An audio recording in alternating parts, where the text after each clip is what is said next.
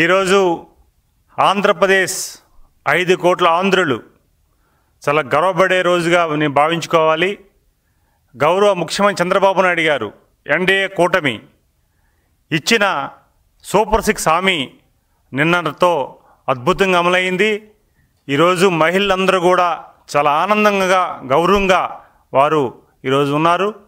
ఈరోజు అన్ని వర్గాలకి, ఇటు యువతకి, అటు మహిళలకి, అలాగే రైతులకి, అలాగే ప్రతి ఒక్కరికి కూడా అందుబాటులో ఉండి ప్రతి ఒక్కరికి కూడా సంక్షేమ పథకాలు ఇస్తూ డెవలప్మెంట్ యాక్టివిటీస్లో ముందుంటూ గౌరవ ముఖ్యమంత్రి చంద్రబాబు నాయుడు గారి నాయకత్వంలో ఎన్డీఏ కూటమి ముందుకు వచ్చిందనే విషయాన్ని మీ ద్వారా మేము తెలియజేసుకుంటున్నాం.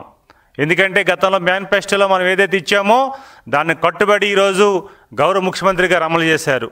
నిన్ననే ప్రతి గ్రామంలో కూడా పండగ వాతావరణం, మహిళా సోదరీమణులు ప్రతి ఒక్కరు కూడా చాలా గర్వపడి ఎస్ మాకు బాబు గారు ఎన్డీఏ కూటమి మాట ఇచ్చింది, దాని ప్రకారంగా అమలు చేశారని ఒక్కొక్క మహిళా సోదరీమణిని కూడా చాలా ఆనందం వ్యక్తం చేస్తూ చాలామంది సెల్ఫీలు తీసుకుంటూ వారు ప్రయాణం చేస్తూ చాలా ఆనందం గడిపిన సందర్భాలు ఉన్నాయి. అదే సందర్భంలో ఈరోజు మనకు ఆర్థిక ఇబ్బందులు ఉన్నప్పటికి కూడా గత జగన్మోహన్ రెడ్డి పరిపాలనలో రాష్ట్రం అంతా కూడా అట్టడుగున్నా సరే ఆర్థిక ఇబ్బందులు కలిగించినప్పటికి కూడా విధ్వంసం గురైనప్పటికి కూడా ముఖ్యమంత్రి గారు వారి అనుభవంతో, వారి విజనరీతో, వారి మంచి ఆలోచనతో ఈరోజు కేంద్ర ప్రభుత్వం ప్రధానమంత్రి గారి సహాయ సహకారాలు తీసుకుంటూ ఇది రాష్ట్రాన్ని అద్భుతంగా పరిపాలిస్తున్న విషయాన్ని కూడా గమనించుకోవాలి. మిత్రులారా, మొన్ననే మనం చూసాం ఎన్నికలు, కడపలో పులివెందుల ఎన్నికలు. ఎప్పుడు కూడా మా అడ్డ పులివెందుల, మాది కానీ మా తాతది కానీ మా నాన్న కానీ మా జాగిరి అనుకున్న పులివెందుల ప్రజానీకం అదే అభివృద్ధిని చూసి, అదే ముఖ్యమంత్రి చంద్రబాబు నాయుడు చేస్తున్న కృషిని చూసి వాళ్ళందరూ కూడా ముందుకు వచ్చి అభ్యర్థి వైసీపీ అభ్యర్థులకి డిపాజిట్లు రాకుండా అద్భుతమైన గౌరవం ఇచ్చారు.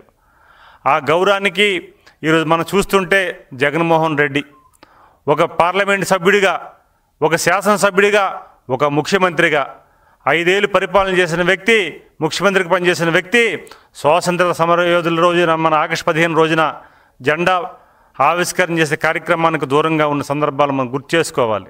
ఎందుకంటే ఈ విషయం అంటే దేశంలో కానీ విదేశాల్లో ఉన్న తెలుగువారు కానీ లేకపోతే భారతీయులు కానీ ప్రతి ఒక్కరు కూడా గర్వంగా ఆ రోజు మనం ఆగస్టు 15ని జెండా పండుగ మనం అద్భుతంగా చేసుకుంటాం, ఒక పండగ వాతావరణం చేసుకుంటాం.